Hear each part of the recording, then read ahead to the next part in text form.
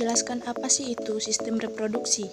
Sistem reproduksi atau sistem genital adalah sistem organ seks dalam organisme yang bekerja sama untuk tujuan reproduksi seksual dan terdiri atas sistem reproduksi pria dan wanita. Dan kali ini saya akan membahas secara satu persatu struktur organ reproduksi pria, hormon kelamin pria, gametogenesis pada pria, tahapan spermatogenesis, struktur organ reproduksi wanita, hormon kelamin wanita, gametogenesis pada wanita, dan siklus menstruasi. Selamat menyaksikan. Seperti pada gambar ini adalah gambar struktur organ reproduksi pria, dan kita akan menjelaskannya secara satu persatu.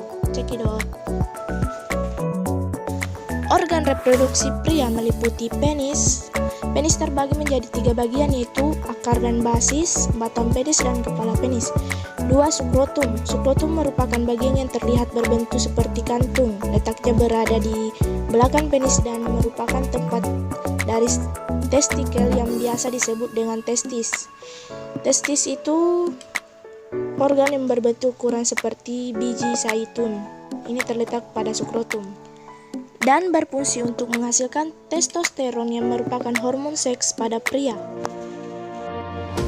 Saluran reproduksi pria meliputi 1. Epididymis, yaitu saluran berliku-liku yang sangat panjang, panjangnya itu 4-6 cm, terletak di sepanjang sisi belakang testis.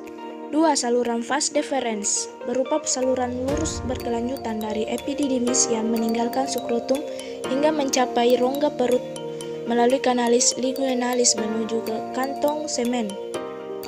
3. Saluran ejakulasi, saluran pendek sekitar 2 cm yang menerima sperma dari vas deferens dan menyalurkan sekresi vesikulas seminalis. 4. Yaitu uretra, saluran kelamin dari kantong semen dan saluran pembuangan urin dari kandung kemih sampai ke ujung penis. Kelenjar aksesori terbagi menjadi 3 dan meliputi 1. Vesikula seminalis, 2. Kelenjar prostat, 3. Kelenjar Cooper. Penjelasan lengkap ada pada bagian teks. Hormon kelamin pria terbagi menjadi 3, yaitu 1. Testikular, dan terbagi lagi menjadi 4, yaitu testosteron, androstenedion, dihidrotestosteron, inhibihin, dan protein pengikat androgen. 2. Hormon hipofisis, FSH, LH, dan terakhir hormon hipotalamus. Berikut adalah gambar gametogenesis pada pria. Tahapan spermatogenesis ada 4, yaitu 1. Metosis, 2. Meiosis, 3. Spermiogenesis, 4. Spermiasasi. Struktur organ reproduksi wanita terdiri dari vagina, serviks, uterus, dan ovarium.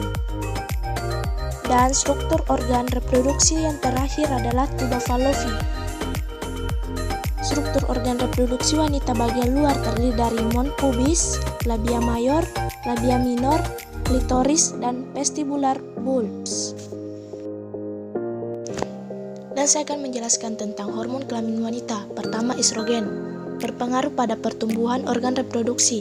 Kelenjar mamae, sekresi cairan pada serviks yang memudahkan sperma masuk ke uterus dalam proses kelahiran. 2. Progesteron, berfungsi merangsang pertumbuhan endometrium uterus untuk persiapan implementasi zigot. Menghambat kontraksi uterus, merangsang pertumbuhan sel alveolar. Kelenjar mamae meningkatkan viscositas mukus cervix sehingga menghambat masuknya sperma dan sehingga meningkatkan suhu tubuh. LH berfungsi merangsang ovarium untuk memproduksi estrogen dan progesteron serta memacu pertumbuhan korpus luteum dalam ovulasi. 4. VSH berfungsi merangsang ovarium untuk produksi estrogen dan progesteron serta memacu pertumbuhan dan perkembangan folikel sel telur. GnRH berfungsi merangsang hipofisis untuk mengereksi LH dan FSH. HCG berfungsi untuk mempertahankan produk progesteron dan estrogen oleh ovarium. Laktogen plasental berfungsi merangsang pertumbuhan kelenjar mamae untuk persiapan relaksasi. Tirotropin berfungsi meningkatkan laju metabolisme pada ibu hamil. Relaksasi berfungsi untuk relaksasi servis dan fibrocartilago pada simfibis, pubis atau persendian tulang panggul sehingga memudahkan kelahiran. Prolaktin berfungsi merangsang pertumbuhan ductus dan alveolus pada kelenjar mamae saat kehamilan dan produksi air susu selama menyusui. Oksitosin berfungsi merangsang kontraksi otot polos uterus selama proses kelahiran dan merangsang kelenjar mamae untuk mengeluarkan air susu. CRH berfungsi memacu produksi estrogen plasenta dalam perubahan paru-paru janin untuk menghirup udara. Terakhir, prostaglandin berfungsi mempengaruhi robeknya folikel saat ovulasi dan merangsang kontraksi uterus saat kelahiran. Berikut gambar gametogenesis pada wanita. Tahapan oogenesis yaitu sebagai berikut.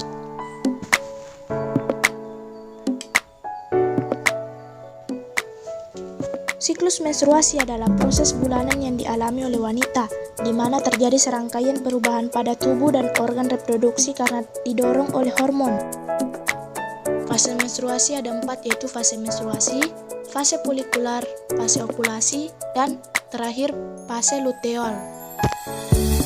Dan itulah tadi penyampaian dari saya Elvira Tendindrani, meminta maaf jika terjadi salah kata. Assalamualaikum warahmatullahi wabarakatuh.